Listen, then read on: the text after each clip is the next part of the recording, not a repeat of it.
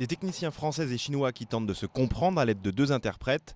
C'est un tournage un peu particulier qui se déroule en Gironde, celui de L'amour jusqu'au bout, une célèbre série télévisée chinoise diffusée il y a 12 ans et dont on tourne aujourd'hui la suite pour le cinéma. C'est une histoire romantique qui ne peut se passer qu'ici, en France, sous un beau ciel et un beau décor bercé par un vent doux. C'est dans ces circonstances qu'on peut faire vivre une histoire romantique comme celle-là.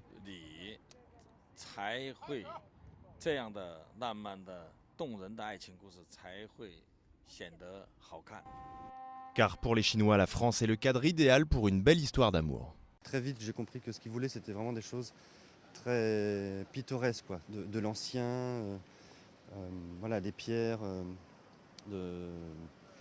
la campagne, enfin, voilà, tout ce qui est vraiment pour eux typiquement français. Voilà. Plutôt des choses très, très classiques, très traditionnelles et très pittoresques. Au départ, le film dont les deux autres tiers sont tournés en Chine devait être réalisé en Australie, le monde du vin étant pour les jeunes Chinois synonyme de romance. Finalement, au hasard d'une rencontre, les producteurs ont choisi la France pour la partie où le héros de la série, Li Yapeng, vient retrouver son ancienne maîtresse. C'est Xu Jinglei, l'une des 4 actrices majeures du cinéma chinois qui interprète ce rôle. Également productrice et réalisatrice, elle analyse les différences entre la manière de travailler des Français et des Chinois.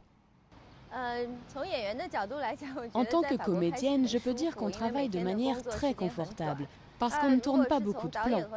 En tant que producteur-réalisateur, on s'inquiète énormément car on a plus de contraintes en ce qui concerne les horaires de travail et le nombre de plans imposés.